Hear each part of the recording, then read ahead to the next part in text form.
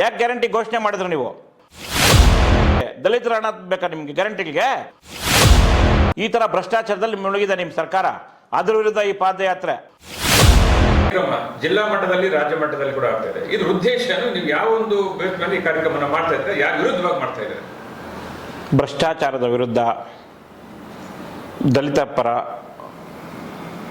ವಾಲ್ಮೀಕಿ ಪರ, ಏನು ಭ್ರಷ್ಟಾಚಾರಕ್ಕೆ ತುತ್ತಾಗಿದ್ದಾರೆ ಅವರು ಪರ, ರೈತ ಪರ. ಕಾಂಗ್ರೆಸ್ ಬಂದು 3.25 ವರ್ಷ ಆಯಿತು. ಎಲ್ಲ ಕ್ಷೇತ್ರದಲ್ಲಿ ಭ್ರಷ್ಟಾಚಾರ. 187 ಕೋಟಿನ ಒಬ್ಬ ನಿಗಮದ ಅಧ್ಯಕ್ಷ ಆಗಿ ಅದೇ ಸಮಾಜಕ್ಕೆ ಸೇರಿರುವಂಥ ವ್ಯಕ್ತಿ ರಾತ್ರೋರಾತ್ರಿ 106 ಖಾತೆಗಳಿಗೆ, ಬೇರೆ ಒಂದು ಸ್ಟೇಟ್ಗೆ ಬಾರ್ ಅಕೌಂಟ್ಗೆ ಹೋಗ್ತದೆ, ಜ್ಯುವೆಲರ್ ಶಾಪ್ಗೆ ಹೋಗ್ತದೆ, ಬೇನಾಮಿ ಅಕೌಂಟ್ಗೆ ಹೋಗ್ತದೆ. 187 ಕೋಟಿ ಡ್ರಾ ಮಾಡ್ತಾರೆ, ದುಡ್ಡು ಸಿಕ್ಕಾಕ್ಕೊತಾರೆ. ಇದೇ ಸಿದ್ದರಾಮಯ್ಯನವರು ಹೌದು ನಿಜ ಅಂತ ಸೆಷನಲ್ಲಿ ಒಪ್ಕೊತಾರೆ. ಆದರೆ ಅದು 187 ಕೋಟಿ ಅಲ್ಲ, 87 ಕೋಟಿ ಅಂತಾರೆ. ರಾಜೀನಾಮೆ ತಗೊತಾರೆ, ಜೈಲಿಗೆ ಹೋಗ್ತಾರೆ. ಇವತ್ತು EDಯಲ್ಲಿ ತನಿಖೆ ನಡೀತಾ ಇದೆ. ನೀವು SIT ಅಂತ ನಿಮ್ಮದೇ ಆದಂಥ ಒಂದು ತನಿಖಾ ಸಂಸ್ಥೆಯಿಂದ ಅದನ್ನು ಏನೋ ಕ್ಲೀನ್ ಚಿಟ್ ಕೊಡ್ತೀರಿ. ಈ EDಯಲ್ಲಿರೋದು ಕ್ಲೋಸ್ ಆಗಿದೆಯಾ? ಕೋರ್ಟ್ ನಿಮಗೆ ನಿರ್ದೋಷಿ ಅಂತ ಕೊಟ್ಟಿದ್ದಾರಾ? ಮತ್ತೆ ಯಾಕೆ ನೀವು ಡಿಮ್ಯಾಂಡ್ ಮಾಡಿ ತಗೊತೀರಿ? ಒಬ್ಬ ಭ್ರಷ್ಟಾಚಾರ ಆರೋಪ ವ್ಯಕ್ತಿನ ಈ ಥರ ಮಾಡ್ತೀರಿ. ಸುಮಾರು 7 ದಿವಸಗಳ ಕಾಲ ಸೆಷನ್ನಲ್ಲೇ ಈ ರಾಜ್ಯದಲ್ಲಿ 31 ಸಂಘಟನಾತ್ಮಕ ಜಿಲ್ಲೆಗಳಲ್ಲಿ ನಾವು ಹೋರಾಟ ಮಾಡ್ತೀವಿ. ಏನು ನಿಮ್ಮ ಉತ್ತರ? ಹೌದು ಸಿದ್ದರಾಮಯ್ಯನವರು ನಾನು ಒಬ್ಬ ಕಪ್ಪು ಚುಕ್ಕೆ ಇಲ್ಲ ಅಂತ ಹೇಳ್ತಾರೆ. 14 ಸೈಟ್ನ ಮೂಡಲ್ಲಿ, ಮೈಸೂರಲ್ಲಿ NTS ಅಲ್ಲಿ ಮಾಡ್ಕೊತಾನೆ. ನಮ್ಮ ಇದೇ ರಾಜ್ಯಾಧ್ಯಕ್ಷರು ವಿಜೇಂದ್ರ ಯಡಿಯೂರಪ್ಪನವರು ಪಾದಯಾತ್ರೆ ಮಾಡ್ತಾರೆ.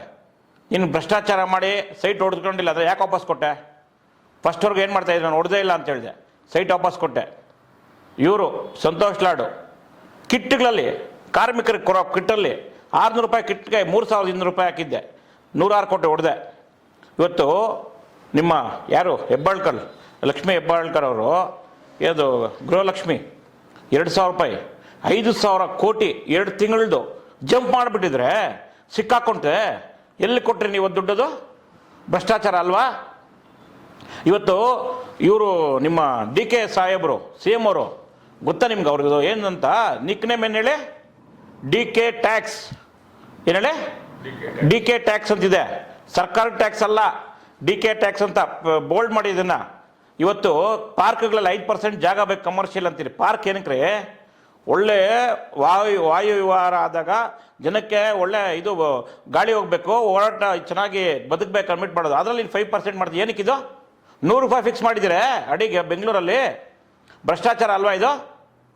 ಇಷ್ಟುದ ಇದೆ ಹೇಳ್ತಾ ಹೊರ್ತಾ ಇದ್ರೆ.